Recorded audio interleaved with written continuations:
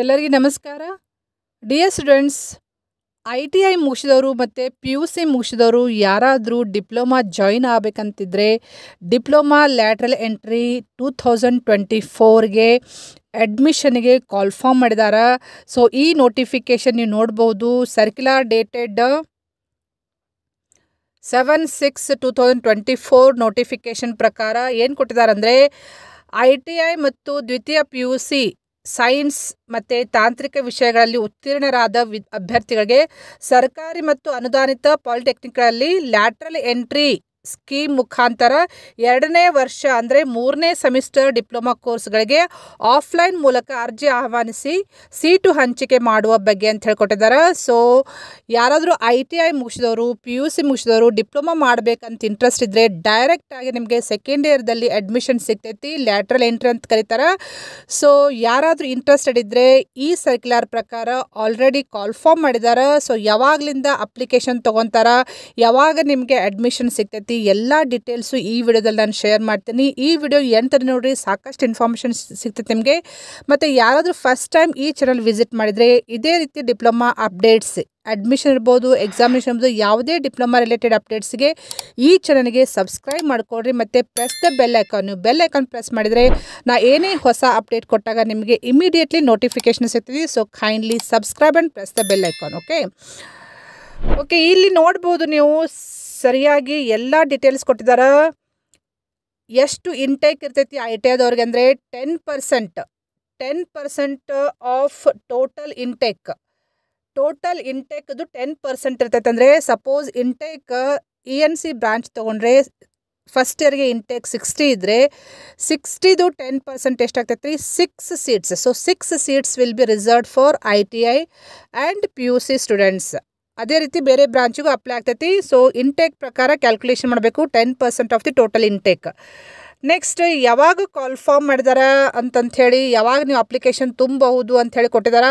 ಇಲ್ಲಿ ನೀವು ನೋಡ್ಬೋದು ಅರ್ಜಿ ಎಲ್ಲಿಂದ ತೊಗೋಬೇಕಂದ್ರೆ ಅಪ್ಲಿಕೇಶನ್ನ ವೆಬ್ಸೈಟ್ಲಿಂದ ಡೌನ್ಲೋಡ್ ಮಾಡ್ಕೋಬೇಕು ಅಂತ ಹೇಳಿ ಕೊಟ್ಟಿದ್ದಾರೆ. ಸೊ ವೆಬ್ಸೈಟ್ ಅಡ್ರೆಸ್ ಕೆಳಗಡೆ ಕೊಟ್ಟಿದ್ದಾರೆ, ನಾನು ನಿಮಗೆ ತೋರಿಸ್ತೀನಿ. ಸೊ ಯಾವಾಗಿಂದ ಸ್ಟಾರ್ಟ್ ಆಗ್ತೈತೆ ಅಪ್ಲಿಕೇಶನ್ ನೀವು ತುಂಬಲಿಕ್ಕೆ, ಅಪ್ಲೈ ಮಾಡಲಿಕ್ಕೆ? ಫ್ರಾಮ್ ಜೂನ್ 10ದಿಂದ ಜೂನ್ 25 ತನಕ ನೀವು ಅಪ್ಲೈ ಮಾಡಲಿಕ್ಕೆ ಟೈಮ್ ಐತಿ.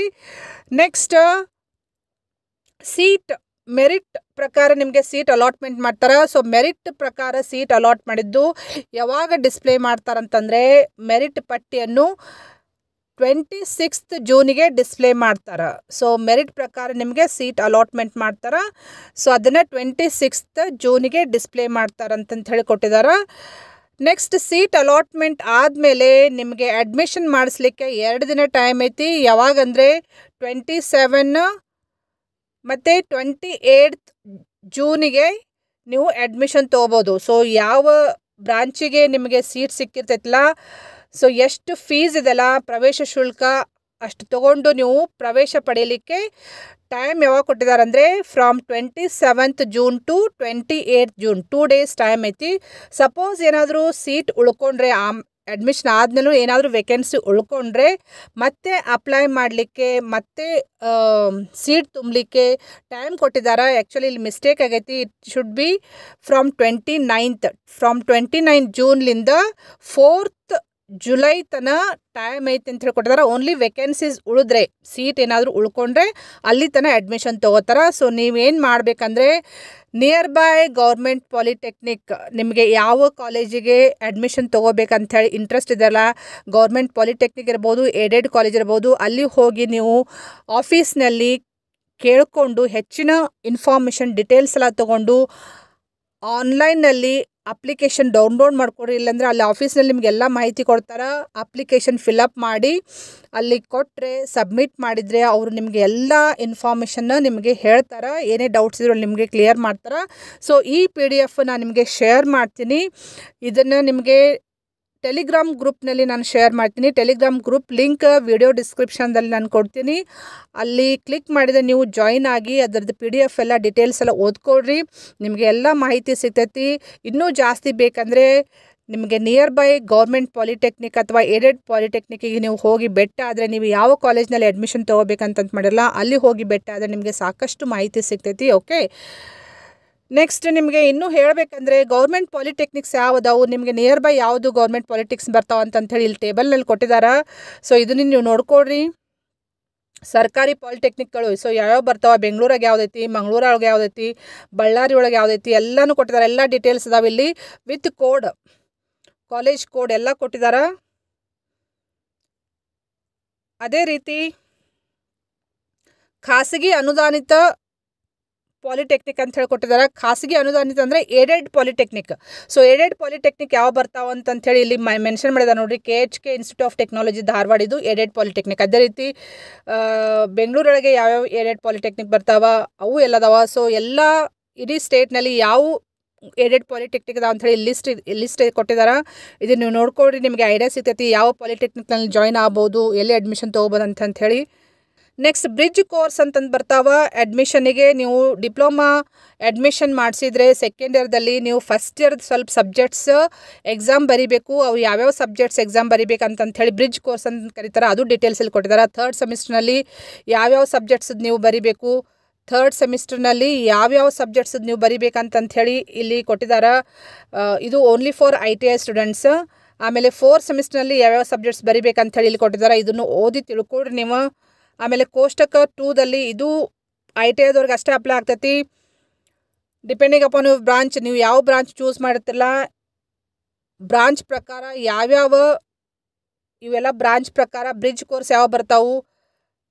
ಇಲ್ಲಿ ಆಟೋಮೊಬೈಲ್ ಇಂಜಿನಿಯರಿಂಗ್ ಇದೆಲ್ಲ, ಸೊ ಅಲ್ಲಿ ಬ್ರಿಡ್ಜ್ ಕೋರ್ಸ್ ಯಾವ ಬರ್ತಾವೆ ಅಂತ ಹೇಳಿ ಥರ್ಡ್ ಸೆಮಿಸ್ಟರ್ನಲ್ಲಿ ಯಾವ್ದು ಬರ್ತೈತಿ, ಫೋರ್ತ್ ಸೆಮಿಸ್ಟರ್ನಲ್ಲಿ ಯಾವ್ದು ಬರ್ತೈತಿ ಅದನ್ನು ಕೊಟ್ಟಿದ್ದಾರೆ ಇಲ್ಲಿ. ಅದೇ ರೀತಿ next computer science, electronics, electrical ಬ್ರಾಂಚ್ದವ್ರಿಗೆ ಯಾವ್ಯಾವ ಬ್ರಿಡ್ಜ್ ಕೋರ್ಸ್ ಬರ್ತಾವೆ ಅಂತ ಹೇಳಿ ಇಲ್ಲಿ ಕ್ಲಿಯರ್ಲಿ ಕೊಟ್ಟಿದ್ದಾರೆ. ಸೊ ಟೋಟಲ್ ನೀವು ಥರ್ಡ್ ಮತ್ತು ಫೋರ್ತ್ ಸೆಮಿಸ್ಟರ್ ಸೇರಿ ಟೋಟಲ್ 6 ಸಬ್ಜೆಕ್ಟ್ಸ್ ಬ್ರಿಡ್ಜ್ ಕೋರ್ಸ್ ನೀವು ಎಕ್ಸಾಮ್ ಬರೀಬೇಕಾಗ್ತೈತಿ. ಓಕೆ, ಇನ್ಕ್ಲೂಡಿಂಗ್ ನೀವು ಸೆಕೆಂಡ್ ಇಯರ್ ಸಬ್ಜೆಕ್ಟ್ಸ್ ಜೊತೆಗೆ ಸೆಕೆಂಡ್ ಇಯರ್ ಸಬ್ಜೆಕ್ಟ್ಸ್ ಎಕ್ಸಾಮ್ಸ್ ಜೊತೆಗೆ ನೀವು ಫಸ್ಟ್ ಇಯರ್ದು ಎಕ್ಸಾಮ್ಸ್ ಬರೀಬೇಕಾಗ್ತೈತಿ. ಅದನ್ನು ಸರಿಯಾಗಿ ನೋಟ್ ಮಾಡಿಕೊಡ್ರಿ. ಅದಕ್ಕೆ ಬ್ರಿಡ್ಜ್ ಕೋರ್ಸ್ ಅಂತಂದು ಕರೀತಾರೆ.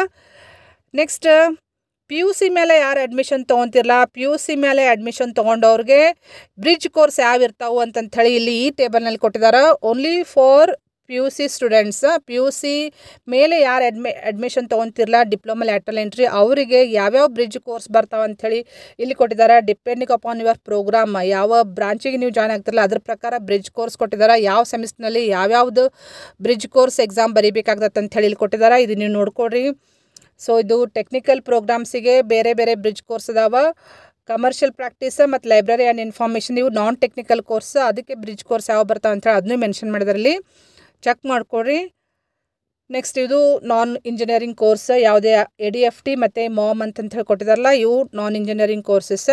ನೆಕ್ಸ್ಟ್ ಡಿಪ್ಲೊಮಾ ಪ್ರವೇಶಕ್ಕೆ ಇರಬೇಕಾದ ಅರ್ಹತೆ ಏನು ಕ್ವಾಲಿಫಿಕೇಷನ್ ಇರಬೇಕು ನಿಮ್ಮದು ಅಂತಂಥೇಳಿ ಅದನ್ನು ಕೊಟ್ಟಿದ್ದಾರೆ. ಎಲ್ಲ ಇನ್ಸ್ಟ್ರಕ್ಷನ್ಸು ಸರಿಯಾಗಿ ಓದ್ಕೊಳ್ರಿ. ಮತ್ತು ಅಪ್ಲಿಕೇಶನ್ ಡೌನ್ಲೋಡ್ ಮಾಡಬೇಕಂದ್ರೆ ಆನ್ಲೈನ್ ಅಡ್ರೆಸ್ ಯಾವುದು, ವೆಬ್ಸೈಟ್ ಅಡ್ರೆಸ್ ಯಾವುದು ಅಂತ ಹೇಳಿ ಕೊಟ್ಟಿದ್ದಾರೆ. ವೆಬ್ಸೈಟ್ ಅಡ್ರೆಸ್ ಇಲ್ಲಿ ನೀವು ನೋಟ್ ಮಾಡ್ಕೊಳ್ರಿ. This is the website address. ಇದು ಇನ್ನೊಂದು ವೆಬ್ಸೈಟ್ ಅಡ್ರೆಸ್ಸನ್ನು ಕೊಟ್ಟಿದ್ದಾರೆ. ಸೊ ಇಲ್ಲಿ ನೀವು ಆನ್ಲೈನ್ ಅಪ್ಲಿಕೇಶನ್ನ ಡೌನ್ಲೋಡ್ ಮಾಡಿಕೊಂಡು ಫಿಲಪ್ ಮಾಡಿ ನೀವು ಯಾವ ಕಾಲೇಜಿಗೆ ಅಡ್ಮಿಷನ್ ತೊಗೋಬೇಕಂತ ಮಾಡಿರ್ತಲ್ಲ, ಗೌರ್ಮೆಂಟ್ ಇರ್ಬೋದು ಅಥವಾ ಏಡೆಡ್ ಇರ್ಬೋದು, ಅಲ್ಲಿ ಹೋಗಿ ನೀವು ಸಬ್ಮಿಟ್ ಮಾಡಬೇಕು. ನೆಕ್ಸ್ಟ್ ಫೀಸ್ ಎಷ್ಟು, ಅಪ್ಲಿಕೇಶನ್ ಫೀಸ್ ಎಷ್ಟು ಅದನ್ನು ಕೊಟ್ಟಿದ್ದಾರೆ. ನಿಮ್ಮದು ಕಾಸ್ಟ್ ಪ್ರಕಾರ ಎಷ್ಟು ಫೀಸ್ ಬರ್ತೈತಿ ಅದನ್ನು ಇಲ್ಲಿ ಕೊಟ್ಟಿದ್ದಾರೆ, ನೋಟ್ ಮಾಡ್ಕೊಳ್ರಿ. ಮತ್ತು ಅಪ್ಲಿಕೇಶನ್ ಜೊತೆಗೆ ಯಾವ್ಯಾವ ಸರ್ಟಿಫಿಕೇಟ್ಸ್ ಹಚ್ಚಬೇಕು, ಕಂಪಲ್ಸರಿ ಯಾವ್ಯಾವ ಸರ್ಟಿಫಿಕೇಟ್ಸ್ ಹಚ್ಚಬೇಕು ಅದನ್ನು ಇಲ್ಲಿ ಕೊಟ್ಟಿದ್ದಾರೆ, ಇಲ್ಲಿ ಚೆಕ್ ಮಾಡ್ಕೊಳ್ರಿ. ಇಲ್ಲದ ನೋಡ್ರಿ, ಇವೆಲ್ಲ ಸರ್ಟಿಫಿಕೇಟ್ಸ್ ನೀವು ಹಚ್ಚಬೇಕಾಗ್ತೈತಿ. ಕಂಪ್ಲೀಟ್ಲಿ ಕಂಪಲ್ಸರಿ ಎಲ್ಲ ಸರ್ಟಿಫಿಕೇಟ್ಸ್ ಹಚ್ಚಬೇಕು. ಮತ್ತು ಫೋಟೋಸ್ ಹಚ್ಬೇಕಂತ ಹೇಳಿ ಕೊಟ್ಟಿದ್ದಾರೆ. ಮತ್ತು ಸ್ಟಡಿ ಸರ್ಟಿಫಿಕೇಟ್ ಯಾವ್ಯಾವ ಹಚ್ಚಬೇಕು, ಎಷ್ಟು ವರ್ಷ ಇರಬೇಕು. ಓಕೆ, ಇಲ್ಲಿ ಡಿಪ್ಲೊಮಾ ಅಡ್ಮಿಷನ್ಗೆ ಎಷ್ಟು ಫೀಸ್ ಆಗ್ತೈತಿ. ಗೌರ್ಮೆಂಟ್ ಪಾಲಿಟೆಕ್ನಿಕ್ ಸರ್ಕಾರಿ ಪಾಲಿಟೆಕ್ನಿಕ್ಕಿಗೆ ಎಷ್ಟು ಇರ್ತೈತಿ ಫೀಸ್ 4270. ಮತ್ತು ಏಡೆಡ್ ಪಾಲಿಟೆಕ್ನಿಕ್ಕಿಗೆ ಎಷ್ಟು ಇರ್ತೈತಿ ಫೀಸ್ 6948 ಅಂತಂತ ಹೇಳಿ ಕೊಟ್ಟಿದ್ದಾರೆ ಡೀಟೇಲ್ಸ್.